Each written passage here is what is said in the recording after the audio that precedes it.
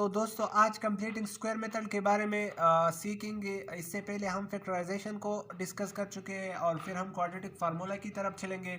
तो completing square method में कुछ स्टेप्स होते हैं दोस्तों कि क्वाड्रेटिक इक्वेशन को उसकी स्टैंडर्ड फॉर्म में लिखना है, यानी A X square plus B X plus सी।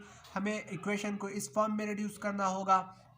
फिर दोस्तों अगर यहाँ पर एक्स स्क्वायर के अलावा कोई और डिजिट हो, मिसाल के तौर पर 4x² plus 3x plus 6 is equal to 0, ये इक्वेशन हो, तो यहाँ पर अब एक्स स्क्वायर में 1 के अलावा और 4 है, तो फिर हम इस इक्वेशन को डिवाइड करेंगे, यानी बोथ साइड्स को इस 4 पर डिवाइड करेंगे।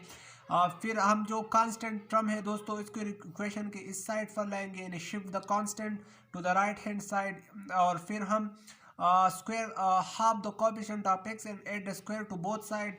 तो दोस्तों अब एक्स के साथ जो कोएफिशिएंट हो हम इसकी हाफ करेंगे और फिर उसकी स्क्वायर को बोथ साइड्स पर ऐड करेंगे। यानी अगर हम इसको लिखे तो हम इस तरह लिखेंगे कि 4x² plus 4x² plus 2x, और इसकी जब हम हाफ करें तो ये हो जाएगा 3/2, और फिर हम इसको बोथ साइड्स पर ऐड भी करेंगे। ये अब क्वेश्चंस में हम देखेंगे। और right the left hand side of the equation is a perfect square, और फिर हम लेफ्ट हैंड साइड को जो है वो परफेक्ट स्क्वायर लिखेंगे और राइट हैंड साइड को जो है वो सिंप्लीफाई करेंगे और फिर हम इस पर स्क्वायर रूट लेंगे। तो इन सब स्टेप्स को जो है दोस्तों अब हम क्वेश्चंस में डिस्कस करते हैं। तो दोस्तों ये क्वेश्चन नंबर 1 हमें दिया गया है। अब अगर हम फर्स्ट स्टेप को फॉलो करें तो वो है कि ये स्टैंडर्ड फॉर्म में आपने लिखना होगा, तो ये तो पहले से स्टैंडर्ड फॉर्म में है। स्टेप नंबर 2 है दोस्तों कि आप कोएफिशिएंट को डिवाइड करेंगे, अगर 1 के अलावा हो, तो ये तो ऑलरेडी 1 है, तो फर्स्ट स्टेप तो 2 स्टेप्स तो ये ऑलरेडी फॉलो करता है। फिर हमें थर्ड स्टेप में बताया जा रहा है कि आपने कांस्टेंट टर्म को इक्वेशन के राइट हैंड साइड में शिफ्ट करना है। तो हमने कांस्टेंट टर्म को राइट हैंड साइड में शिफ्ट किया, यानी इसको -40 था तो इससे अब 40 जॉब आया। अब फोर्थ नंबर स्टेप है कि इसकी जो एक्स की जो कोएफिशिएंट है हमने इसको हाफ करना है, फिर उसकी स्क्वायर को बोथ साइड्स पर ऐड करना है। तो दोस्तों अगर हम इसको लिख के तो हम इसको ऐसा लिख सकते हैं कि अगर ये हाफ हो तो इससे 3 आंसर आता है।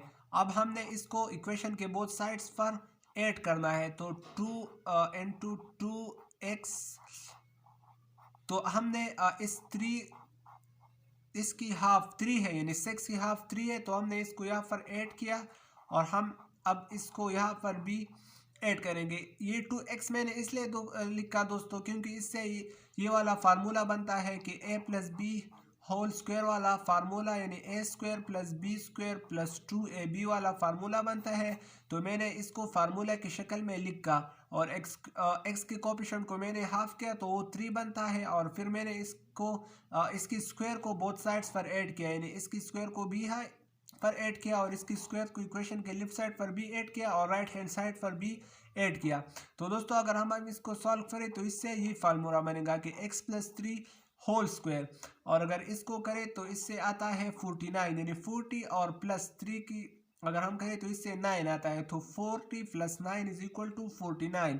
अब हम नेक्स्ट स्टेप में हमें बताया जा रहा था कि आपने इस पर स्क्वायर रूट लेनी है और इसको सॉल्व करना है। तो हम लिखेंगे कि taking square root on both sides, यानी अब हम दोनों साइड्स पर स्क्वायर रूट लेंगे। जब हम इस पर स्क्वायर रूट लेंगे दोस्तों तो x प्लस 3 होल स्क्वायर, इस पर भी स्क्वायर रूट आ जाएगा और इस 49 पर भी स्क्वायर रूट आ जाएगा। अब अगर इससे स्क्वायर के साथ स्क्वायर रूट कट जाएगा तो इससे कैंसिल हो जाएगा, तो x plus 3 is equal two plus minus 49 7 आ जाएगा। 49 की स्क्वायर रूट 7 है।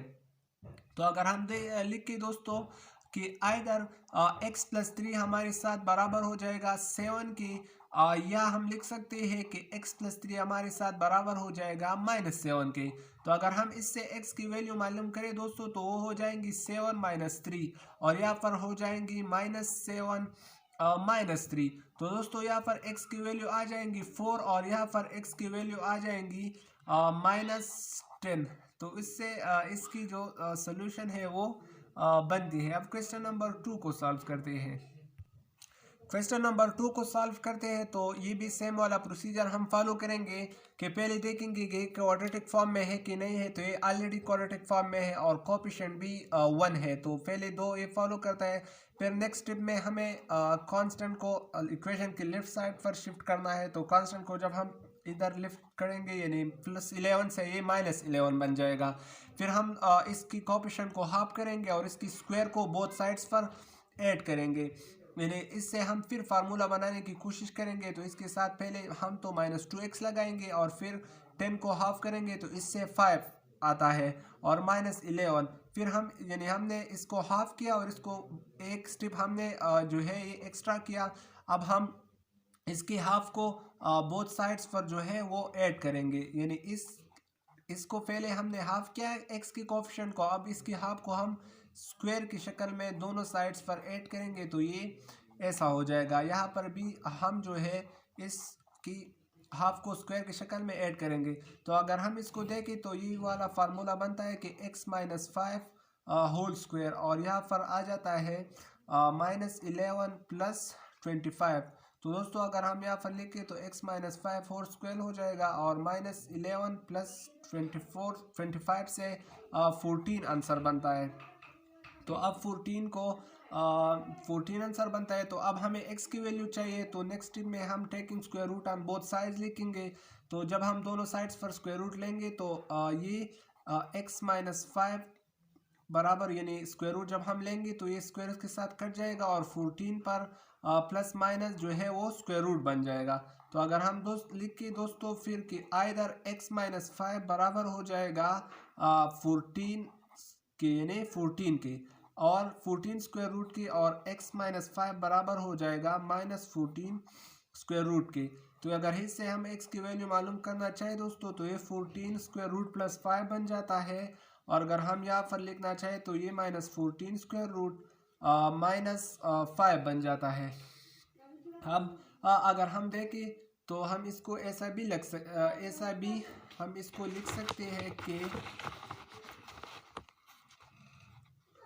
x = 5 + 14 और x = 5 - 14 स्क्वायर रूट की शक्ल में भी हम इसको लिख सकते हैं। अब क्वेश्चन नंबर 3 को डिस्कस करते हैं दोस्तों। तो अब ये स्टैंडर्ड फॉर्म में है कि नहीं है। फर्स्ट वाला एजम्पशन, तो ये स्टैंडर्ड फॉर्म में नहीं है दोस्तों, क्योंकि यहाँ पर 4x² + 12x है, लेकिन वो c कांस्टेंट वाला नहीं है। तो यहाँ पर हम 0 लगा सकते हैं, तो इसको ऐसे लिखेंगे। अब हम कह सकते हैं दोस्तों कि कोएफिशिएंट जो है वो 1 के अलावा है, यानी 4 आया है। तो हम दोनों साइड्स को यानी हम लिखेंगे कि डिवाइडिंग बोथ साइड्स बाय 4, यानी हम दोनों साइड्स को 4 पर डिवाइड करेंगे। तो जब हम दोनों साइड्स को 4 पर डिवाइड करेंगे तो इससे आंसर आएगा x² + 3x + 0 को अगर लिखते हैं तो अच्छा है, अगर नहीं लिखते तो भी अच्छा है, = 0।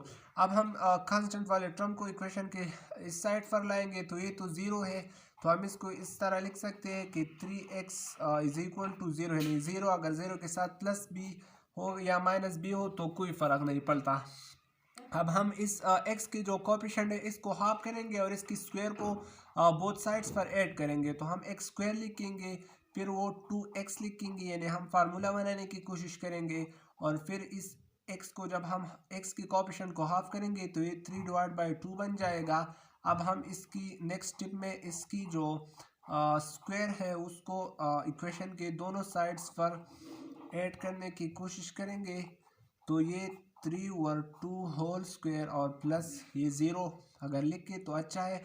तो दोस्तों इससे ये फार्मूला बनता है कि x + 3/2 होल स्क्वायर वाला फार्मूला बनता है। अगर हम इसको सॉल्व करें तो इससे जवाब आएगा 9/4। अब अगर हम लिखें कि taking square root on both side, यानी अब हम दोनों साइड्स पर स्क्वायर रूट लेंगे। तो taking square root on both sides, अगर हम दोनों साइड्स पर स्क्वायर रूट लें तो हम इस तरह लिख सकते हैं कि x + 3/2 ये स्क्वायर तो स्क्वायर रूट के साथ कैंसिल हो जाएगा, और यहाँ पर 9/4 की अगर हम स्क्वायर रूट ले लें दोस्तों तो ये हो जाएगा 9 की स्क्वायर रूट 3 है और 4 के स्क्वायर रूट 2।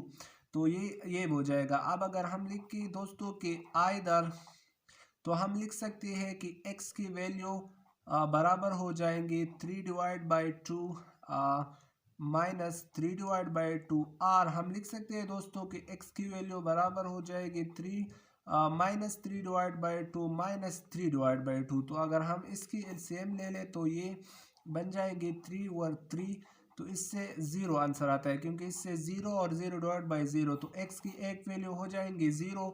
अब अगर हम इसकी दूसरी वैल्यू को देखें तो इससे आंसर आएगा, अगर हम इसकी एलसीएम ले तो इससे 12 आता है। अब अगर हम लिखें कि -3 और -3, तो x की आंसर हो जाएगा -6/2। तो इसको हम सिंप्लीफाई कर सकते हैं, तो 2 1 और 2 3, तो इससे आंसर आएगा -3। तो x की एक वैल्यू आ गई 0 और एक वैल्यू आ गई -3। इसी तरह क्वेश्चन नंबर 4 जो है वो हमें दिया गया है, इसको भी हम सिंपली सॉल्व कर सकते हैं कि पहले तो ये कोएफिशिएंट जो है ये 1 के अलावा है, तो हमने लिखा है कि डिवाइडिंग बोथ साइड्स बाय 5। हमने बोथ साइड्स को 5 पर डिवाइड किया है क्योंकि ये 1 नहीं है। फिर जब हमने 5 को बोथ साइड्स पर डिवाइड किया है तो फिर हम यानी इससे यहाँ पर जब हम देखेंगे तो हम इस x के कोएफिशिएंट को हाफ करेंगे, तो इसके ऑप्शन को जब हम हाफ करेंगे तो इससे 1 यानी इससे 1 आएगा। फिर वही सेम वाला प्रोसीजर हमने फॉलो किया है, 1 की स्क्वायर को हमने बोथ साइड्स पर ऐड किया है और फिर स्क्वायर रूट से हमने इसकी सॉल्यूशन सेट्स की सारी जो वैल्यूज़ है इसको हमने फॉलो किया हुआ है। अगर हम क्वेश्चन नंबर 6 को अब यहाँ पर देखें दोस्तों, इसी कंप्लीटिंग स्क्वायर मेथड में, तो ये हमारे साथ एक क्वेश्चन दिया गया है। इसको तो पहले ये स्टैंडर्ड फॉर्म में नहीं है, यानी पहला जो एजम्पशंस था वो तो स्टैंडर्ड फॉर्म में लिखना था, तो ये स्टैंडर्ड फॉर्म में नहीं है, तो इसको पहले हम स्टैंडर्ड फॉर्म में लिखेंगे। कैसे लिखेंगे? ये इसको मल्टीप्लाई करेंगे यानी x² और फिर इन दोनों को ऐड करेंगे और इन दोनों को बीमल्टी शॉर्टकट की मदद से हमने यहाँ पर इसको ऐसा लिखा है। और फिर यहाँ पर जब हम देखें तो ये स्टैंडर्ड फॉर्म में आ गया है, यानी +0 है, लेकिन अगर हम 0 को लिखे या नहीं लिखे, +0 जब हो जाएगा तो ये स्टैंडर्ड फॉर्म में आ जाएगा। और अब हमने x के कोएफिशिएंट को हाफ करना है, तो 3/2 लिखना है, और फिर ऐसी फार्मूला हमने पिछले वाले क्वेश्चन की तरह बनाया है। और फिर हमने जो है इसको मज़ीद सॉल्व किया हुआ है। यहाँ पर हमने इस पर स्क्वायर रूट ली है, और जब हम इस पर स्क्वायर रूट लेंगे तो x की एक वैल्यू जो है एंड में जो है x की एक वैल्यू आ जाएगी 5 और एक वैल्यू आ जाएगी -2। तो सोल्यूशन शीट में हम लिख सकते हैं कि x की एक वैल्यू आ गई -2 और x की एक वैल्यू आ गई -5। तो इसी तरह दोस्तों हम कंप्लीटिंग स्क्वायर मेथड से जो है क्वेश्चंस को सॉल्व कर सकते हैं। शुक्रिया।